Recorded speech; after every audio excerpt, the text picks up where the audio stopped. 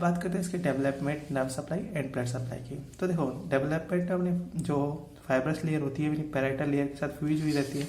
बताया था नहीं यहाँ पर अपन ने कि फाइब्रस लेयर तो इसके साथ फ्यूज हुई रहती है, तो दोनों का development, blood supply, nerve supply same होगी।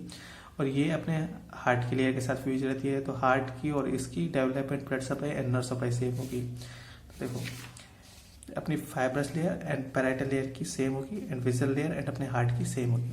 तो इसका डेवलपमेंट होता है अपना सोमेटोप्लूरिक मेसोडर्म से। ठीक है, fibrous layer and parietal layer का डेवलपमेंट किससे होता है? सोमेटोप्लूरिक मेसोडर्म से। एंड विजल लेयर का डेवलपमेंट होता है अपना स्प्लैंकोप्लूरिक मेसोडर्म से। ठीक है, आपको सिर्फ नाम याद रखने कि जो अपने fibrous layer and parietal layer का तो डेवलपमेंट होता है अपना सोमेटोप्लूरिक मेसोडर्म से एंड इसका डेवलपमेंट होता है अपना स्प्लैंकोप्लूरिक मेसोडर्म से। अब इसकी नर्व सप्लाई, तो fibrous layer and parietal layer को सप्लाई करते हैं अपने सोमेटिक नर्व के अंदर फ्रेनिक नर्व। ठीक है, और इसे सप्लाई करते हैं कौन सी? Autonomic nerves. जो अपनी ये fibrous layer and parietal layer के अंदर तो पेन सेंसेशन फील होता है, तो ये पेन सेंसेशन को कैरी करता है। पेन सेंसेशन होता है और इससे पेन सेंसेशन नहीं होता। पेन सेंसेशन नहीं होता। ठीक है, तो इसे सप्लाई करते हैं सोमेटिक नर्व के अंदर अपनी फ्रेनिक नर्व, इसे पेन सेंसेशन फील होता है यानी कि कैरी करता है। इसे ऑटोनोमिक नर्व सप्लाई करती है। अपने हार्ट को ऑटोनोमिक नर्व से तो सप्लाई करती है ना, तो विजुअल लेयर को भी अपनी ऑटोनोमिक नर्व सप्लाई करेंगे और इसे पेन सेंसेशन फील नहीं होता है इसे। अब ब्लड सप्लाई के बारे में बात करें तो fibrous layer and parietal layer को सप्लाई करते हैं अपनी इंटरनल थोरेसिक आर्टरी एंड अपनी descending aorta and musculophrenic artery. ठीक है, ये इसे सप्लाई करती है। इसे सप्लाई करती है अपनी कोरोनरी आर्टरी। हार्ट के अंदर कोरोनरी आर्टरियाँ मिलती है ना, right coronary artery and left coronary artery, तो वो आर्टरी तो सप्लाई करती है। तो विजुअल लेयर को अपनी कोरोनरी आर्टरी सप्लाई करती है और इनका ब्लड सप्लाई करती है internal thoracic artery, descending aorta and musculophrenic artery. इसकी ब्लड सप्लाई होगी। तो देखो डेवलपमेंट इसका होगा सोमेटोप्लूरिक मेसोडर्म से, इसका स्प्लैंकोप्लूरिक मेसोडर्म से। इसे सोमेटिक नर्व सप्लाई करेंगे, इसे ऑटोनोमिक नर्व सप्लाई करेंगे। इसे ब्लड सप्लाई करते हैं अपनी internal thoracic artery, descending aorta, musculophrenic artery and इसे सप्लाई करते हैं अपनी कोरोनरी आर्टरी। तो इसकी ब्लड सप्लाई हो गई। अब बात करें इसके कंटेंट की, तो कंटेंट को देखो अपन ऑलरेडी पढ़ चुके हैं। अब अपनी पेरिकार्डियम के अंदर क्या मिलता है? पेरिकार्डियम हार्ट को तो कवर करता ही है। ठीक है, तो ये हार्ट इसका कंटेंट हो जाएगा और साथ ही जो अपने हार्ट की आर्टरिया एंड वेन एंड नर्व्स होंगी वो भी जाहिर सी बात है इसका कंटेंट होंगी। जब हार्ट के अंदर जो आर्टरिया, वेन, नर्व्स है वो इसका कंटेंट होंगी, क्योंकि अपना पूरा हार्ट ही इसका कंटेंट है। तो ठीक है, फिर अपना जो पेरिकार्डियम था वो हार्ट को और ग्रेट वेसल्स को तो क्लोज करा था, दोनों की तरफ ही तो मिल रहा था, हार्ट एंड ग्रेट वेसल्स की तरफ। तो ग्रेट वेसल्स भी इसका कंटेंट होंगे। कौन कौन से? एक अपने पल्मोनरी ट्रंक, ये ग्रेट वेसल्स होते हैं pulmonary trunk, ascending aorta, pulmonary vein, superior vena cava and inferior vena cava. तो ये इसके कंटेंट हो गए। देखो आपको यहाँ बताया था कि enclose the heart and root of the great vessels, तो हार्ट इसका कंटेंट होगा। अब हार्ट के लिए जो आर्टरी आ रही है, वेन आ रही है, नर्व होगी, तो वो भी इसका कंटेंट होगी। और ग्रेट वेसल्स के अंदर अपनी pulmonary trunk, ascending aorta, pulmonary vein, superior vena cava, inferior vena cava, ये इसके कंटेंट होंगी। तो ये इसके कंटेंट हो गए। अब बात करते हैं इसके क्लिनिकल्स के बारे में। तो इसके 4-5 क्लिनिकल्स है, उन्हें समझते हैं अपन। नेक्स्ट बात करते हैं पेरिकार्डियम के क्लिनिकल्स के बारे में। तो फर्स्ट क्लिनिकल है इसका पेरिकार्डियल इफ्यूजन। अब पेरिकार्डियल इफ्यूजन में क्या हो जाता है? जब अपना पेरिकार्डियल फ्लूइड है ना वो इंक्रीज हो जाता है। अब पेरिकार्डियल फ्लूइड इंक्रीज हो गया तो क्या होगा? तो ये अपने हार्ट को कंप्रेस करेगा एंड जो अपने कार्डियक आउटपुट वगैरह है उस पर भी इफेक्ट पड़ेगा। तो ऐसी कंडीशन में इसे ट्रीट करने के लिए क्या किया जाता है? तो drained by the puncturing the 5th और 6th intercostal space lateral to the sternum. तो ऐसी कंडीशन में क्या करते हैं? जब अपने 5th और 6th इंटरकोस्टल स्पेस है ना, वहां से और एक निडल को अंदर की तरफ प्रिक किया जाता है, उस निडल को पेरिकार्डियल कैविटी तक पहुंचा दिया जाता है।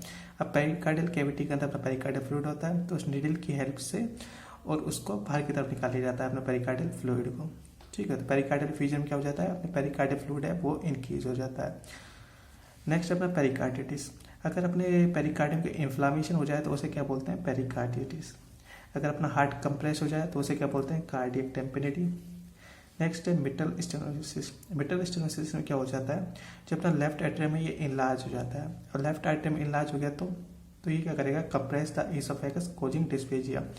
मिटल स्टेनोसिस में जो अपना लेफ्ट एट्रियम है ये इनलार्ज हो जाता है। अब ये इनलार्ज हो गया तो लेफ्ट एट्रियम के पीछे ही तो अपना इसोफेगस वगैरह मिलते हैं, तो ये इसोफेगस को कंप्रेस करना स्टार्ट कर देगा।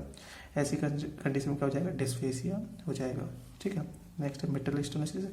उसके बाद है अपनी during heart surgery the ligature is passed through the transverse sinus around aorta and pulmonary trunk.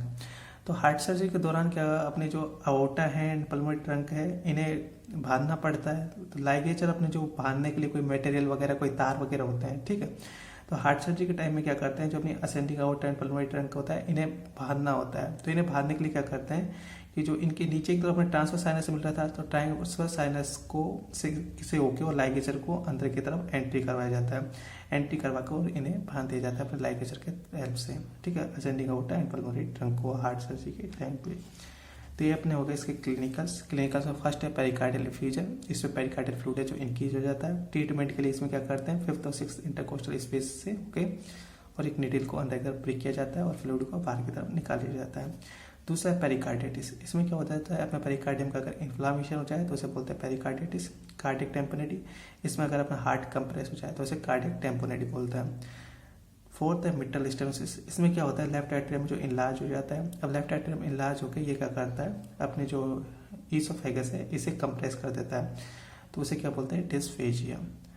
Fifth अपना अगर अपनी हार्ट सर्जरी करते हैं सपोज, तो हार्ट सर्जरी के दौरान क्या करना पड़ता है, अपनी जो असेंडिंग अओर्टा है एंड पल्मोनरी ट्रंक है इन्हें बांधना होता है। किसके थ्रू, लाइगेचर थ्रू। लाइगेचर अपने तार लगा लो कि कोई तार है जिसके थ्रू अपन को इन्हें बांधना है। तो इस लाइगेचर को अपने ट्रांसवर्स साइनस से होके और अंदर की तरफ एंट्री करवाया जाता है। ठीक है, तो ये इसके क्लिनिकल्स हो गए। ये अपना पेरिकार्डियम खत्म हो गया। तो पेरिकार्डियम के अंदर अपन ने सबसे पहले इसके पेरिकार्डियम के बारे में जाना था कि पेरिकार्डियम होता क्या है, फिर इसके जनरल पॉइंट्स थे, फिर इसके लेयर्स। तो 2 लेयर्स है, fibrous layer and serous layer. Fibrous layer की अपने बाउंड्री देखी थी कि कोनिकल शेप में होती है, तो इसका एपेक्स, बेस, एंटीरियर, पोस्टीरियर, ई साइड की बाउंड्री कौन बनाता है। फिर इन दोनों के बीच अपना पेरिकार्डियल कैविटी थी। फिर अपन ने बात किया था साइनसेस के बारे में। तो साइनसेस क्या होते हैं, अपनी जो एपिकार्डियम होती है ये गेट वेसल्स के पास अरेंज होकर और 2 ट्यूब का फॉर्मेशन करती है, एक आर्टियल ट्यूब, एक वीनस ट्यूब।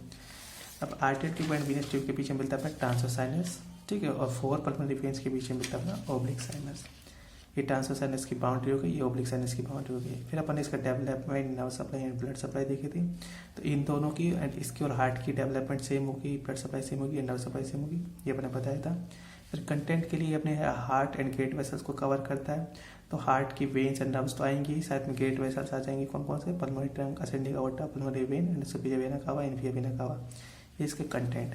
फिर अपन ने इसके क्लिनिकल्स देखे थे। तो क्लिनिकल्स 5 क्लिनिकल्स है। पहला अपना pericardial effusion, pericarditis, cardiac tamponade, mitral stenosis and अपना कौन सा हार्ट सर्जरी के दौरान अगर अपने अओर्टा एंड पल्मोनरी ट्रंक को बांधना है अपन को लाइगेचर की हेल्प से, तो उसे ट्रांसवर्स साइनस के थ्रू अंदर की तरफ एंट्री करवाया जाता है।